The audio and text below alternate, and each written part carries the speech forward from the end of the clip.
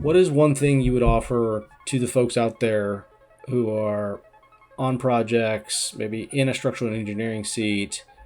They're playing with AI, they're having a great time, and they're kind of curious of like, maybe I do this myself. Something like that is a great application of vibe coding, but something where um, you have an active project and you need a paper trail. It needs to be auditable. It needs to be correct. You are liable if it's wrong. There's That is risk. going to There's be a real lot. risk. Yes, exactly. That's going to be a lot more challenging to generate consistently accurate results. How would you look at kind of tech analysis and how to have a productive conversation with an emerging startup like yourself?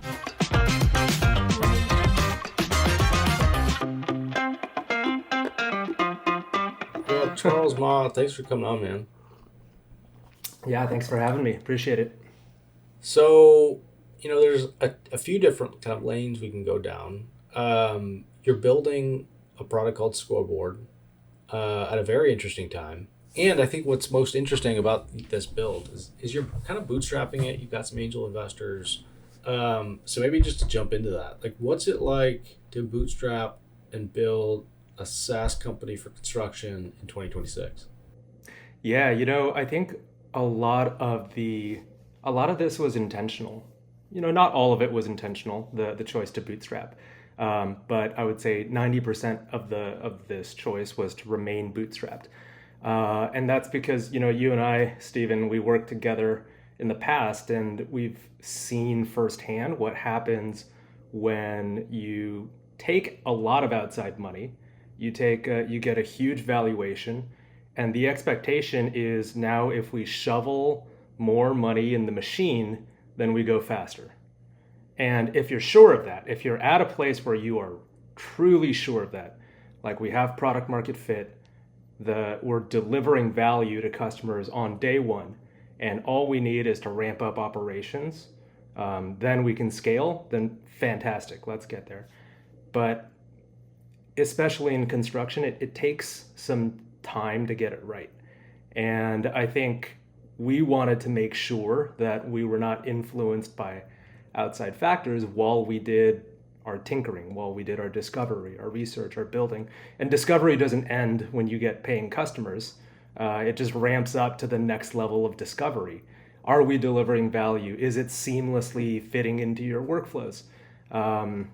And I think the thing with construction is like every rule has 500 exceptions.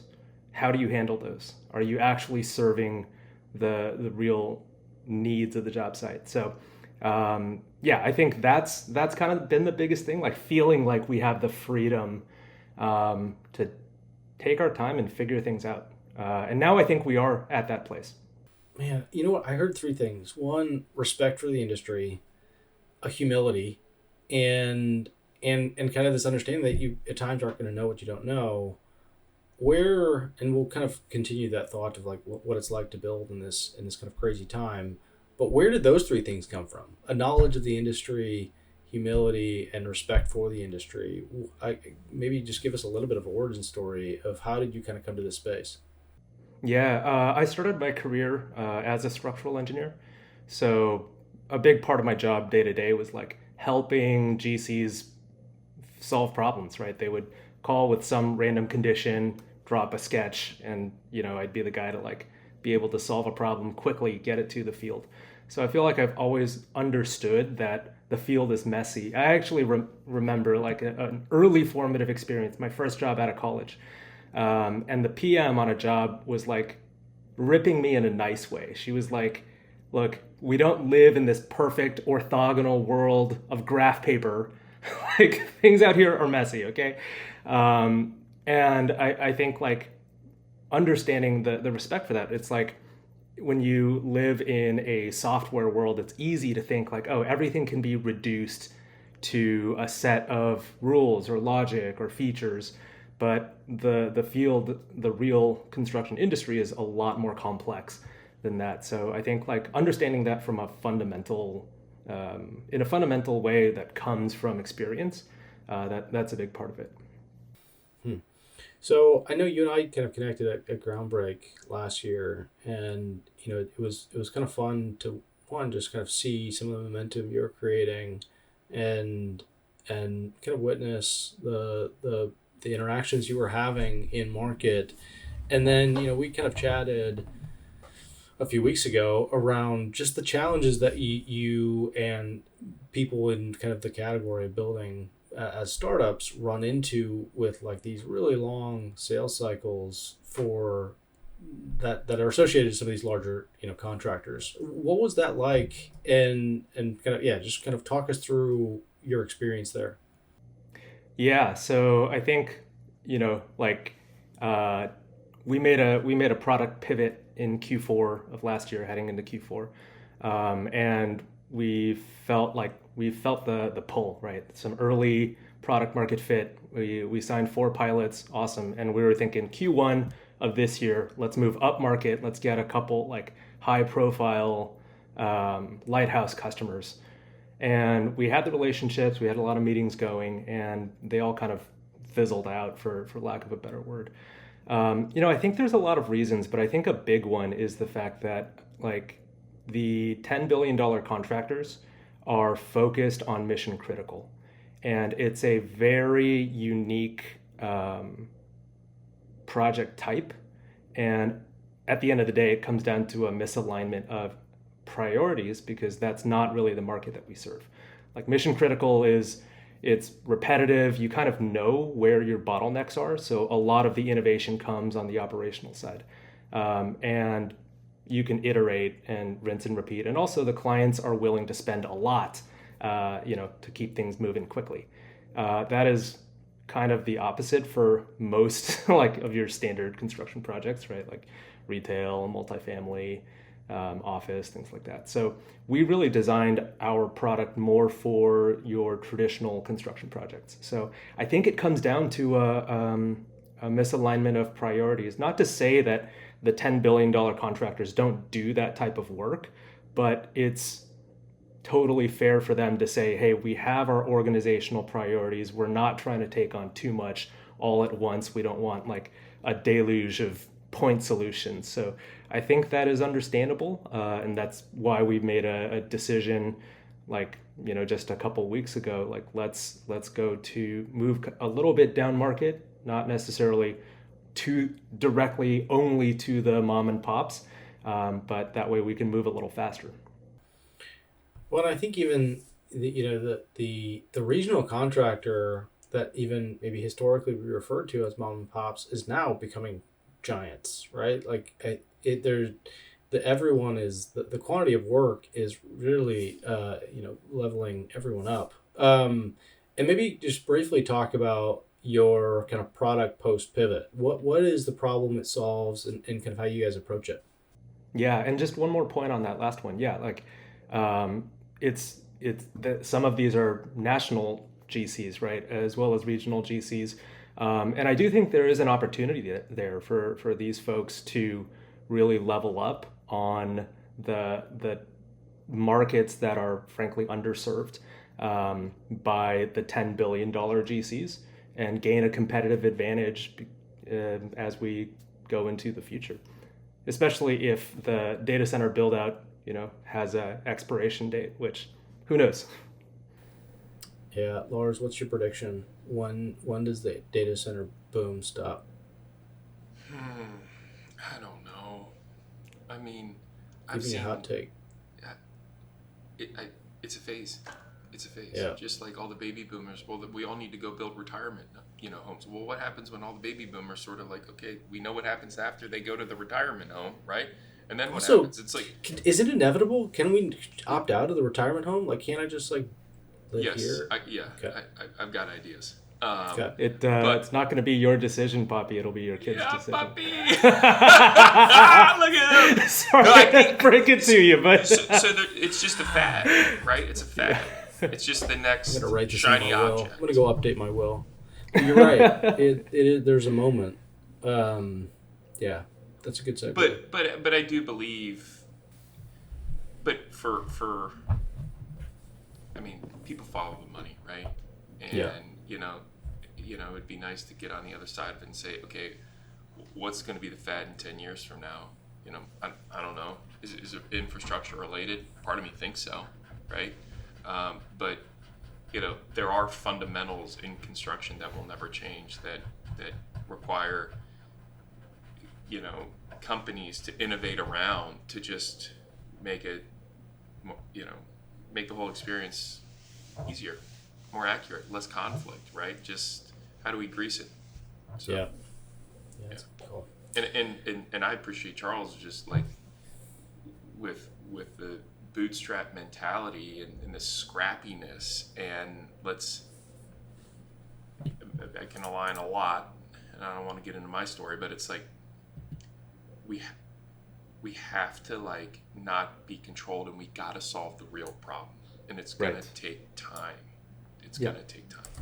Yep. Yeah, and Gotta so dig.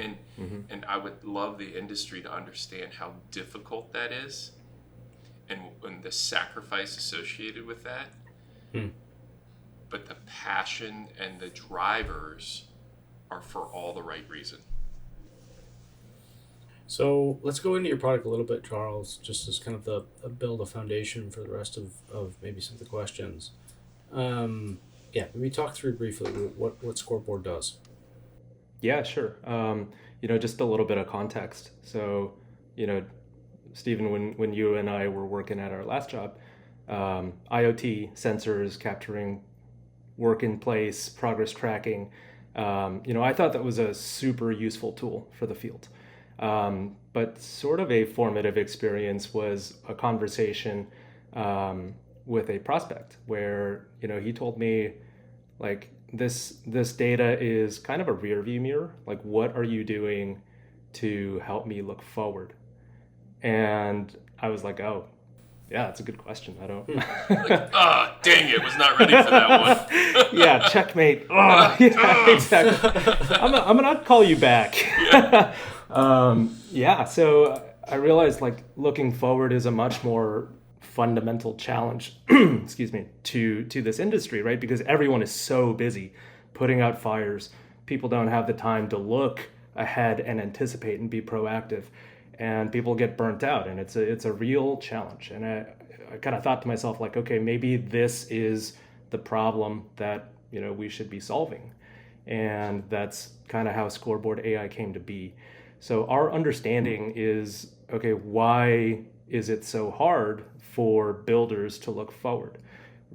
Of course, there are lots of factors, but I think a big one is the fact that the source of truth for construction, for most of construction, are these unstructured plans and specs, thousands and thousands of pages.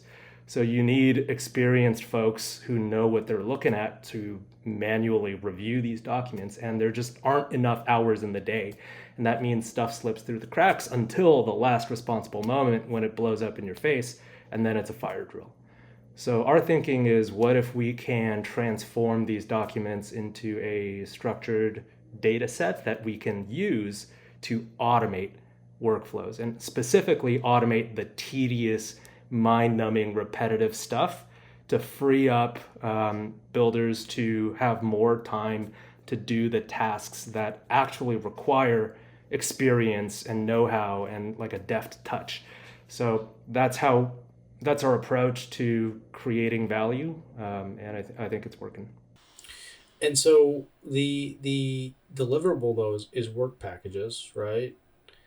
And so a PM would go in, maybe ideally, obviously, in the front end of the job, and they would, is it a plugin? Is it a separate kind of login that you would go and upload kind of the project documents, specs, and drawings into your platform, and then it's extracting work packages? Yeah, I stopped short of actually explaining the whole thing. No, it's all right. Thanks for the reminder. You got the jobs to be done really well. Yeah.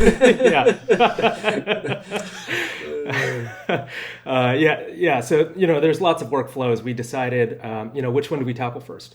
And during our discovery, what we heard over and over again was, you can't fix a bad buy.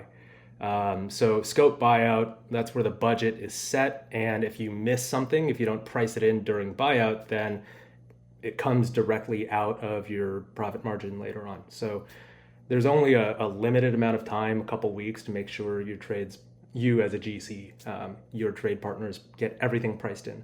So today the process for scope buyout is usually pre-con estimating will do a first pass, but it really is up to the operations team, project managers, project engineers, who write the subcontracts. So for each bid package, they're going through the drawings, the specs, pulling out scope inclusions manually and creating this list of scope inclusions. You got the general inclusions, which pretty much stays the same from job to job, and then you have the job specific scope inclusions. So what Scoreboard AI does is we scan through the drawings, we basically automatically pull job specific scope inclusions for every single trade on the project. Yeah, I can see that being useful. Can I ask a feature question? Yes. Sure. All right, so I'm doing design build and I want to release, mechanical at 65%, electrical, things like that, or I need to get geotechnical out right now, right? We just awarded nothing. So in those sort of pre-final design, how does your system handle that versus 100% plan and specs? Yeah, great point. So I think there's two parallel tracks to that. The first is for design build, typically you'll bring on your major trades early, MEP, but things like finishes, drywall, you'll bid those out closer to 100%. Restroom accessories. I was like, stop buying restroom accessories now. Yes, exactly. You'll do it just like a hard bid job. Yep. So for everybody else, we treat that just the same. You have basically 100% CD or IFC set. For the major trades, as you're developing the design, we do have a feature that basically tracks the changes. And as addenda are released, what has changed in the set, and most importantly, does it match up with all the things we talked about during our OAC meetings, and making that comparison. Yeah, it's a useful product feature. I think the conversation we've had with a number of folks is, one of the headwinds facing SaaS companies generally is somewhat of the citizen development angle, right? Which is each of us can kind of vibe code something, whether it's prototype, an MVP, or an actual product is another discussion. But there's at least this anticipation of, well, if you could do that now, what can you do in 12, 18 months, right? From the perspective of a SaaS company, which both of you guys are founders of, how do you guys present this to maybe a director of innovation who says, well, we're going to pump the brakes a little bit because we have a PE in Tulsa that is vibe coding something that we think is interesting. What's your response? I may not be the best person for this, because when I tried to vibe code, what was it? I tried to scrape the AGC website for in-person events. There's 80 some chapter websites. Yeah. I put something up on Claude Code, and then it gave me a sample, and I looked at the output, and it said Claude is not connected to the internet. I was like, what? So I may be the worst vibe coder on earth. But assuming your vibe coders are competent, more competent than me, which is a low bar, I think it comes down to a balance of two things. One, how important is it for the output to be accurate? The second is, how big is your data source, and is it text-based? So these things are kind of in balance. In construction, for most workflows, it's black or white. You got a wrong answer, or you got one right answer and infinite wrong answers. LLMs are very bad at understanding rules, right? ChatGPT playing chess makes illegal moves all the time. No matter how much you yell at it in the prompt, it just does not understand. You're right. I did it wrong. Yeah, For exactly. the 16th time you did. You are Exactly. absolutely right. Yes. Yeah, exactly. Because it's not a rules-based engine. So yeah, go ahead, Lars. No, so talk to me about this idea around workflows and structure versus this, hey, just the vibe code. I'm just going to go vibe code something, right? And how they may or may not intersect in a company. in sort of your view? Hey guys, sponsored time. Let's talk about trunk tools. So there's a lot of technology solutions out there. There's a lot of them that are referring to themselves as AI or agentic AI companies, and that doesn't mean they're all good.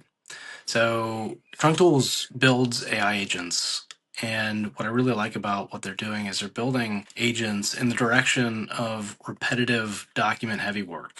And so if it's a task that kind of hurts your brain to think about doing, or it's extremely repetitive and you put it off to doing until maybe end of the day, that is the kind of work that Trunk Tools is looking to automate with some of the agents they're building.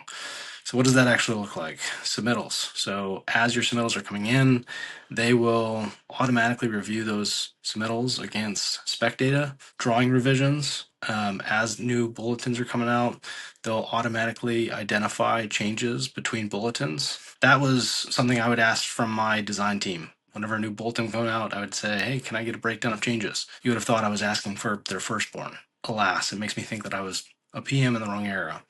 But it does that. It does duplicate RFIs. So on bigger projects, you can get this problem where two sides of the trailer are trying to point out issues about the same problem, and they have technology that will help avoid that challenge. None of this is extremely flashy, and that's kind of the point. Their goal is to help you reclaim your brain and focus on the strategic stuff. So let Chunk Tools handle the busy work.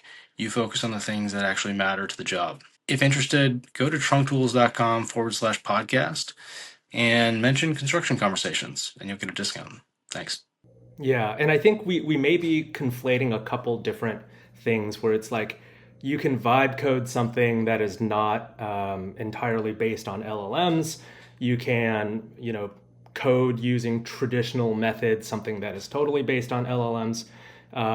So I think my understanding of the most common sort of like citizen development in construction is like, let's say you have a tech savvy younger PE on a job, and he or she is creating a quick RFI tool. So you talk into a voice note, and then it translates that to an RFI and plugs it into Procore or Autodesk or something like that. So creating these little tools that are largely based on ChatGPT or LLMs or something like that. So I think within those parameters, tools like that can be super useful, automating some of these like tedious administrative tasks. But I think, where you can get into trouble, like one is if the data source that the tool is reading is larger and not entirely text-based. So basically, is it reading drawings? Is it reading a lot of drawings or shop drawings or submittals, things like that? Because then it gets lost in the sauce. The context window is super limited. It's just not as accurate. It gets confused. It needs some guardrails. The other is how important is it for the output to be accurate and traceable, like pointing back to some source of truth. So one really cool vibe code example that I just learned about yesterday in talking with a pre-con manager is like doing very initial pricing based on, some very early basis of design. So something like that, like the client knows that the pricing is super volatile anyway, right? So if it's off by plus or minus 10%, who cares? They just need something to plug into to see if it pencils. So something like that is a great application of vibe coding, but something where you have an active project and you need a paper trail. It needs to be auditable. It needs to be correct. You are liable if it's wrong. That is going to be a lot. Risk. Yes, exactly. Yeah. That's going to be a lot more challenging to generate consistently accurate results. Correct. Where do you think is, like, if you were to project in the future, this is where we're at between SaaS and maybe citizen development at scale, we'll say in a few years. What do you think that integration looks like? Do you think they're working in concert, like people developing their own MCPs and doing interesting things, or has it, I don't know, have we returned to the mean? What are your thoughts there? What does the next few years look like? Yeah, I do think there's an opportunity. I think like if because you've heard about how Turner signed an agreement with ChatGPT. They're doing these hackathon sessions. So obviously, I think that there are limitations in terms of what ChatGPT can do. But let's replace that hypothetically with a much more fully featured construction native platform, and then you can build your custom agents on top that are reliable. Whether that's us or Data Grid or Trunk Tools or something like that, where there are the guardrails there, you get accurate and traceable data, but it's still based on kind of this. It still is compatible with this agentic flow. That could be something that works. Yeah, I like that. I don't know, Lars. What do you think about within Dawes Group, the idea of some of your construction teams, your project teams? Like, do you think of the guardrails that you need or will need to place around what citizen development looks like? It's interesting. We've talked a little bit about security. So we do. Sorry, I'm sneezing here. Um, Security is very important to us, and is specifically with some of the customers we work with. And so that can present its own challenges, especially around some of this, because what we just described can be a little loose, you know? And it's almost like, well, if you're going to do some of that, vibe coding, you almost have to stand up this own like little world over here, but they can't really interact with your real world. So if that's the case, then how did those two worlds ever actually come together? Where's the value there? And so I think I'll tell you what we're interested in, which is workflows and efficiencies, just straight up. That's it. And if we can, and I think we're at this point where the companies that will succeed will have gone deep into actually understanding how their business runs. Like they have to actually understand how something gets from point A to point P, and that takes a massive amount of introspection in the company and leadership to actually see, do they actually want to go through that headache, but that's, I believe, the company that can then leverage what's coming out, because otherwise it's just going to be garbly goo. It's like it'll be Frankenstein's constantly, just things bolted on, and before you know it, no one has any clue what's going on. None of it was implemented right, and IT is pulling their hair out, and people are frustrated. Nothing works. But if leadership can really say, time out, let's really understand what we can do so we can create that, and I don't know if this is the right term, but that digital twin of us, right, of the business and how things move, then that's where I think it gets really interesting. And I actually saw something, because that I heard that they were predicting like that's actually going to be a career field now.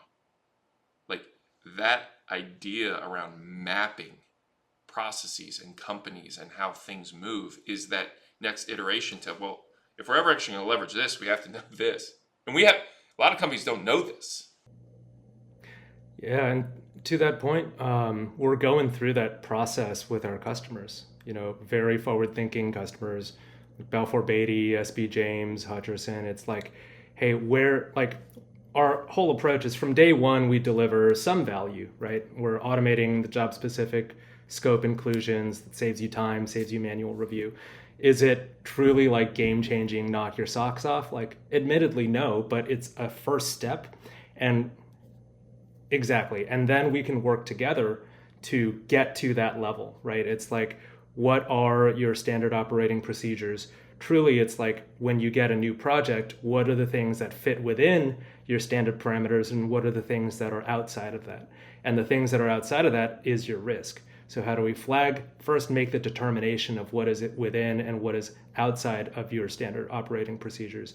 and then bring that to your attention, and then what are the next steps after that. So to your point, it starts with leadership having a interest and a spirit, and then also being able to leverage the resources, because the folks who are in it day to day working in the spreadsheets, they are the ones who make the hundreds of micro decisions every single day and really understand the nitty gritty, and that is going to make or break whether or not a system truly reflects your organizational understanding or if it's totally naive. So having the resources there to work with us to build a true system of understanding, that takes time.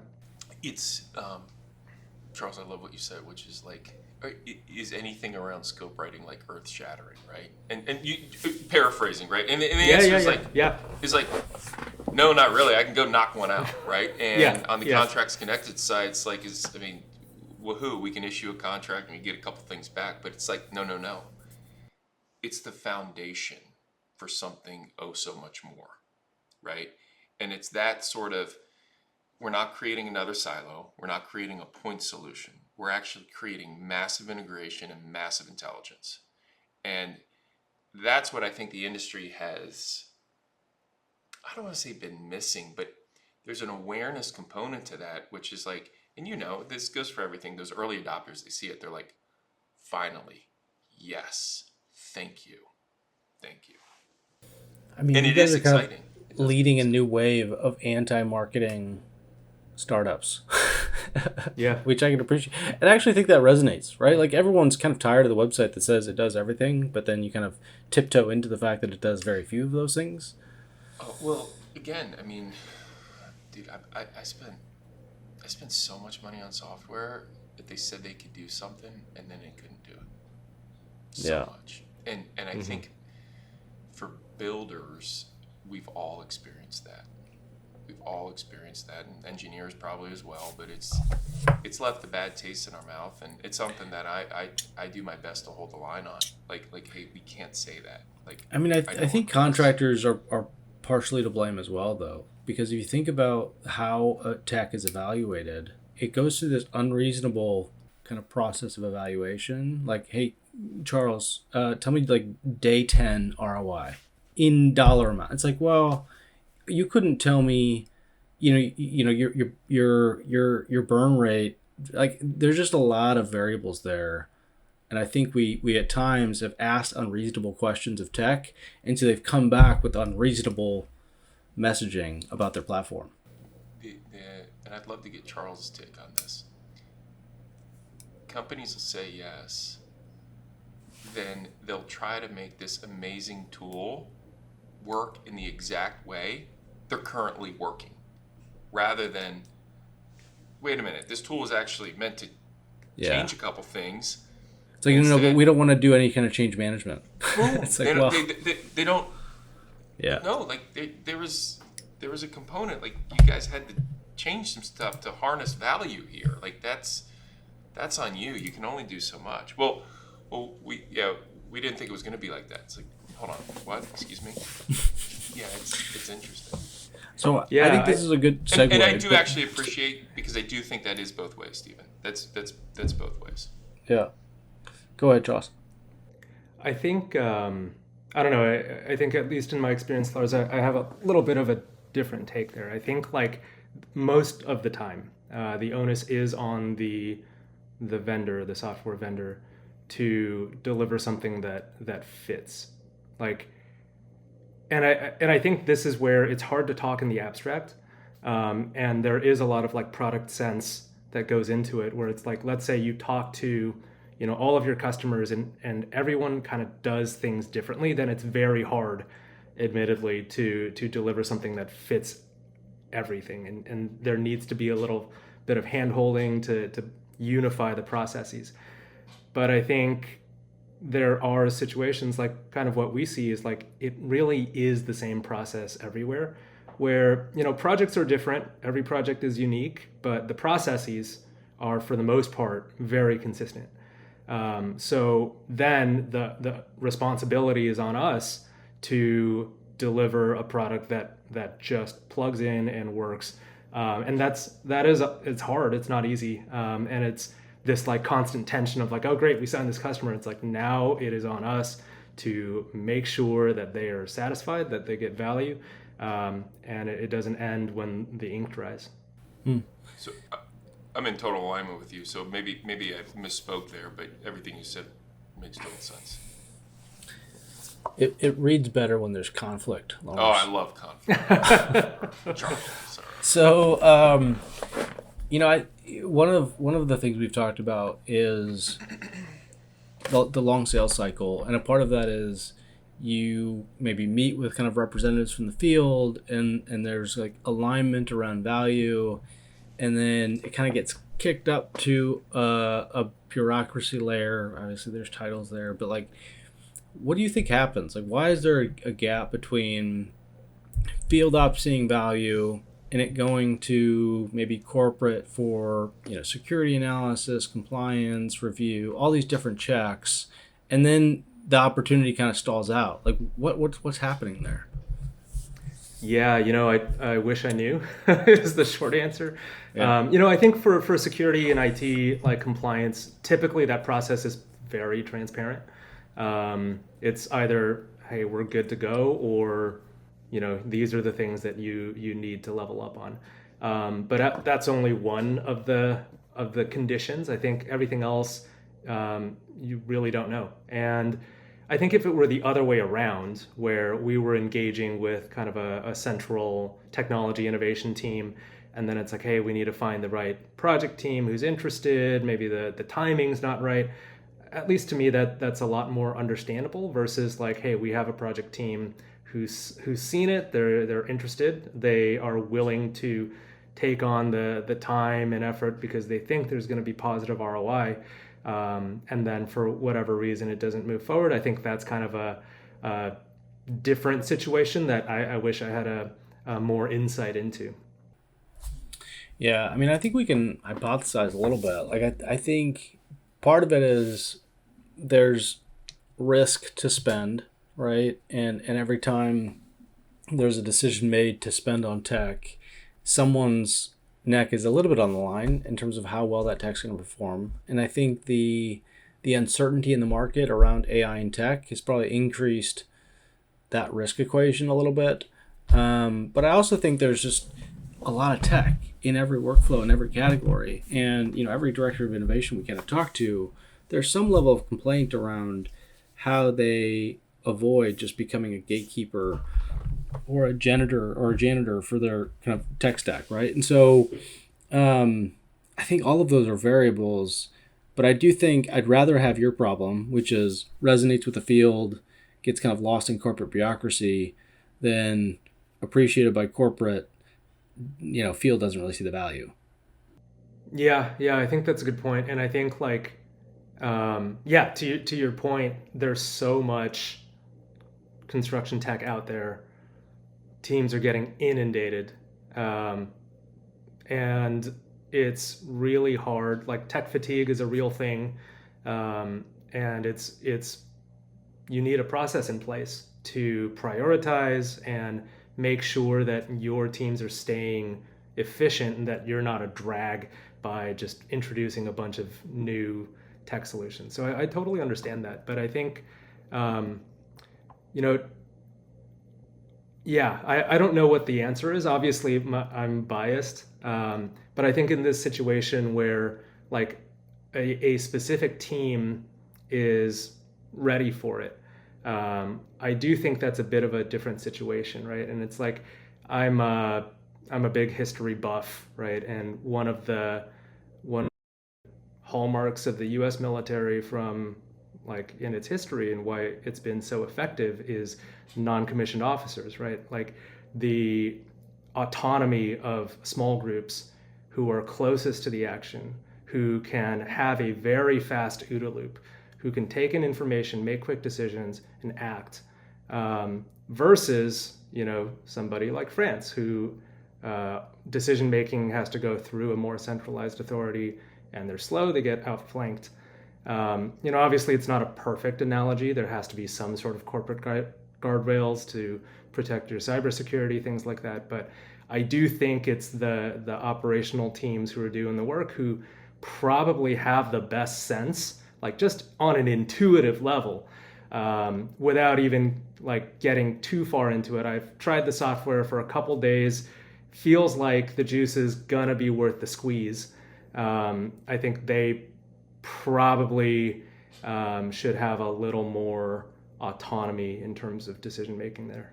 Hey guys, if your experience was anything like mine when I was a PM, change orders were kind of a pain. You send the change order, then you spend the next 2 weeks chasing it. Subs are texting you updates. Meanwhile, you have a change order log buried in email. Your spreadsheet doesn't match theirs, and you're just trying to figure out what's actually been approved.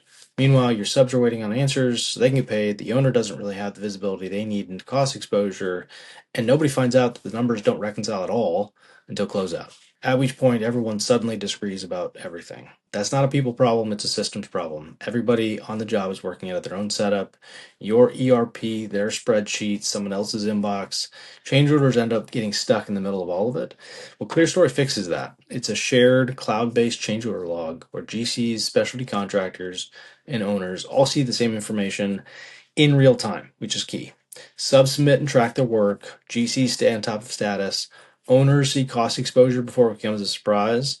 No more digging through email trying to reconcile the logs at closeout. Just change orders under control, which is a unique concept. Check it out at clearstory.build. I think you nailed something that I think is really important, which is decentralization. I think is one of the more powerful forces to kind of translate ideas into action. And we have some analogs we can lean on. Regardless of what you think about Bitcoin, its power is in its network, right? You've got over 192 million kind of nodes that are supporting a network that allow for peer-to-peer exchange of monetary value, without banks, without any middlemen, right? Without permissions. And so, it's funny, just this is a big Bitcoin pitch, but like there's Tuttle Twins is a little, I think I've told you about Tuttle Twins, right? On Angel Studios that my kids watch. And there's an episode where they talk about, and there's a song, and it goes out into, when money is controlled, money is corrupted, and they sing it just around the house. This is a kid's show. Yeah. It's like just libertarian propaganda, straight up, and I'm all here for it. But like the segue back to this conversation is, I think when innovation is controlled, not that it's corrupted, but it is kind of perverted in some way. And so how do you move to this like decentralized model which engages the front lines while loosely using culture as the network or the nodes, to ensure that outcomes are kind of aligned with corporate strategy, initiatives, etc. I think is the way. So maybe we need Jocko at the next Groundbreak to talk about decentralized command. Lars, you probably know Jocko. Is Jocko in your phone? Really? Don't know Jocko. No. Oh man. No. Who in your military network could come give like an amazing decentralized command message at the next Groundbreak? I get to Jocko. I think that'd be pretty powerful. That'd be pretty cool. Should we bring on Jocko into the podcast just to talk about decentralized command for construction? That'd be a great episode. Honestly, I think there is. That's it. That's what companies should strive for, right? Those frontline operators with the back office and higher headquarters setting standards, but then serving those guys and those gals out there. And it's just enough structure that allows for,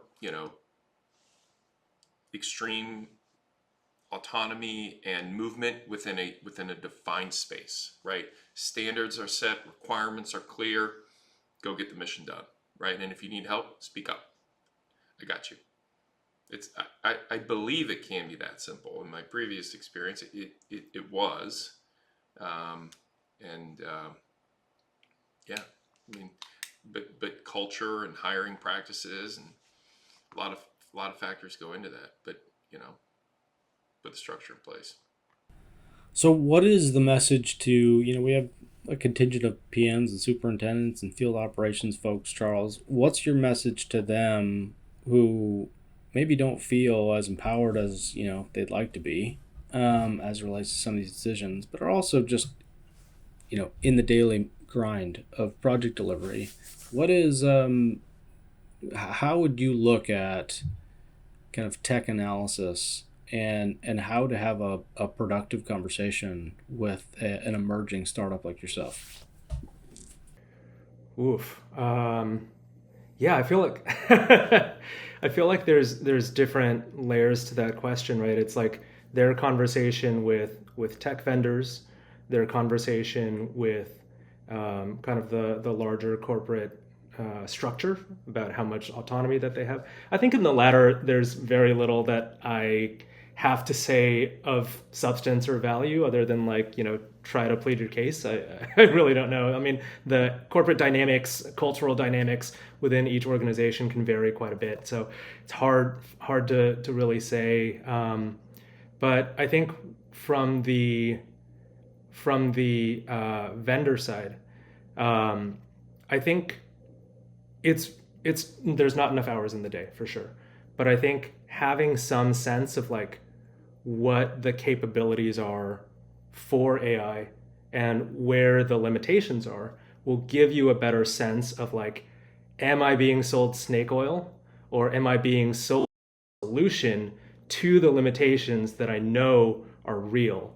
That is probably the best way that folks can inform themselves heading into these conversations. I'm pivoting back and forth, so apologies. But one thing I like to ask all founders is what is your personal AI workflow? Like you mentioned Claude Code. Are you what's your your personal tech stack? Why are you putting him on the spot? Remember the vibe code story? He was very transparent on his vibe coding. Well, I just not think connected to the internet, Steven. It's so fascinating. I would say for the most part, I'm pretty. I would say I'm on the less advanced side of the curve for my personal tech stack. For the most part, I use ChatGPT to do ideation, to do research, to help summarize, to write. But as of this week, I started using Claude Cowork to automate some CRM stuff. It's pretty awesome. It's slow. It is slow. Yeah. I was showing my wife hey, check this out. It's pretty awesome.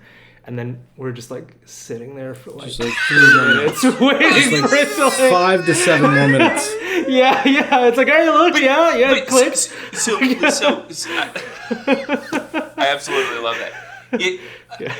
But it reminds me of, wait a minute, will it get faster?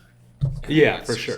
Yes. And so that's where, it's funny. It's funny, Steven asked you. I mean, Steven literally yesterday was helping me out with Claude, and I'm like, okay, I got to do this, and it's only going to get better from here. It will only get smarter from here. So, and it's how do you stay up? How do you stay current on it when it moves that fast?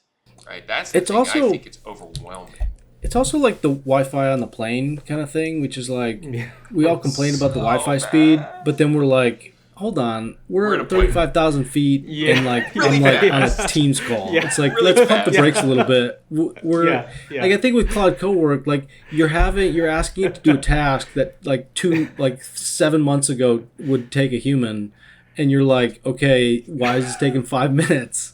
It's touche. Yes, we are humans are so bad. We are so selfish. We are so impatient.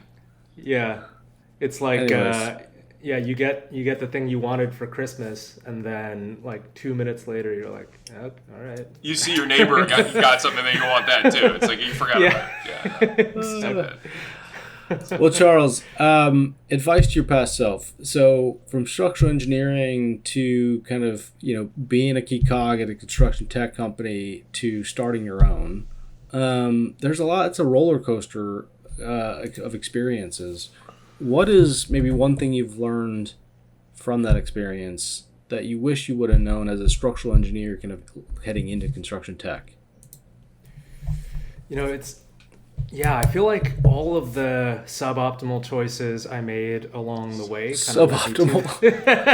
to. There's no baggage. Don't worry, anyone. He's not Yeah, carrying yeah. any baggage with him. Yeah. That's so good. Yeah. have Suboptimal. like led me to this point, which I'm I pretty feel happy like with. that's a this structural point. engineering term, by the way. Yeah, right? Suboptimal, It's like yeah. How does a structural like engineer describe a mistake? moment frame here. Suboptimal moment yeah. frame. Sorry, we'll start giving you a hard time. Yeah, I think like those moments have kind of led me to today, which I'm pretty happy with where I am today. So I think it's hard to say like I would make any major changes. Of course, some like small things would be if I could go back, like as soon as I started this thing, go find my current co-founder. He'd be like, "Who the hell are you?" It's like, listen, I'm from the future. We're gonna work together. It's gonna be awesome. The other would be, hey, if you get a chance to like sell your secondaries, take it. Don't. Yeah, you never know if it's gonna happen again. I don't know what that means. Wait, what do you What mean? does Sell that your mean? secondaries. Oh, like let's say you work at a company and you raise a huge round, and hey, there's an opportunity to sell. Take some money off the shares table. and- Yeah. Yes, Yeah. yes, and at the time I was like, oh yeah, I just sold my like rental properties. It's like I don't think we really need the money, and that was a bad decision. That was suboptimal, I would say. Suboptimal. It It happens. Yeah, it happens. Yeah. I would say along those lines, the myth of options, and I don't mean to throw shade at all the folks heading into construction tech or tech in general, but like the myth of options as a big point of value is a myth. And I think, and I would challenge all the tech founders to evaluate how they better align incentives with their company through a different vehicle than options, because options are essentially like, hey, in the future, if some really cool event that's very unlikely to happen happens, you may or may not extract some value from that event. Again, I could go on a whole soapbox against options because I may or may not have some scar tissue related to options. But yeah, I think that's a challenge. Well, it's interesting, and I think this is actually a nice segue into a topic that I think we wanted to get into. It's like profit sharing would be like an alternative, but a lot of times these companies are not profitable. They're not making money. Yeah, so the profit sharing would be like what I'm paying into a pot or something, or Yeah. But I think the counterpoint is, though, that we're heading into a reality where we're no longer going to be, it's like unicorn status or death. Like that's not the spectrum that we're going after. It's let's make a real product that solves a problem in market, and that will be reflected to us in the form of profit. Like the old style ways of identifying the health of a business is now true again. Yes. yeah. And Yes. so And I think the idea of profit sharing makes more sense in that reality.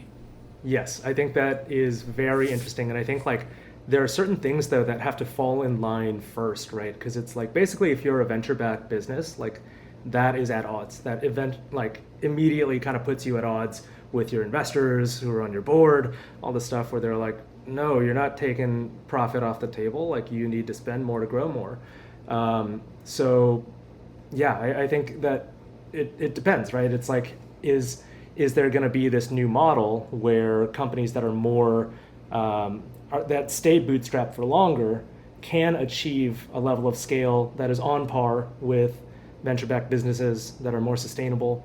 And who knows? I think the talent is going to go to where, like, talent at the top end, talent is going to be more attractive than ever, I believe. And I think that those people are going to go where incentives are more aligned. And I think that incentive is some form of equity, actual profit sharing.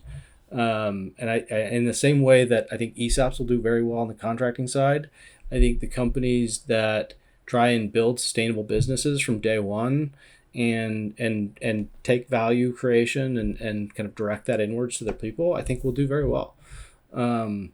Obviously, we touched on something I'm somewhat passionate about, but maybe to close out the episode, Charles, what is one thing you would offer to the folks out there who are on projects, maybe in a structural engineering seat? They're playing with AI, they're having a great time, and they're kind of curious of like, maybe I do this myself. What do you have a message to them around what your experience has been and whether or not they should go after it? Yeah, I think in general, like there's never been a better time to be a high agency person. Boom. Yeah, Yes. yeah. Sorry, And to keep your analogy earlier of airplane Wi-Fi, it's like the tools we have at our disposal now, excuse me, are insane and like insanely amazing. They can extend your capabilities. Like even the concept of vibe coding before, it was you go to a boot camp, you pay a bunch of money, you take several weeks, totally change your career path, and now you can vibe code a project in over a weekend. So I think like within this framework though, I think the fundamentals are still really, really important, which is like, I think what is going to be more important than ever is like product sense, in the sense of like really understanding your customer, really understanding their pain points, and asking at every single juncture, every decision point, am I solving the problem? Am I adding value? And being real with yourself of like, no, I could be doing this better, I could be doing that better, and going and fixing that. And I think like if you have that approach along with the ability to deliver, then you're going to be successful. I like that. Lars, any final comments? Just talking to another bootstrap compadre here. Would you do it differently?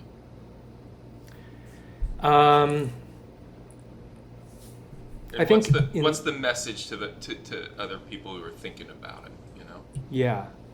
So, I think that I think bootstrapping, at least in this, in like this existing context, existing framework, can take you to a certain level of scale, and then I think to unlock the next level, like you do need some infusion of capital. And will that environment change in the future? Perhaps, but in my opinion, where things are today, there's definitely a limit, unless you have a huge amount of personal savings and you can really self-fund. So I think for myself, and just being totally honest here, the timing was interesting, because when we started this journey, construction technology was still fairly niche. And at some point in 2025, it became super crowded. And I think in terms of that transition from, hey, we're bootstrapping, to, hey, we found some early product market fit, and now we are ready to take on an infusion of capital, the conditions changed. So with a perfect crystal ball, would I have like sped up some discovery knowing where I was going? Like, yeah, that would have been more optimal. But you kind of don't know as you're going through it, like what conditions are going to be like. Yeah. Well, I think that's the pod, as they say, Lars. Thanks for coming on, Charles. That's the pod, Stephen. Yeah, thanks for having me, guys.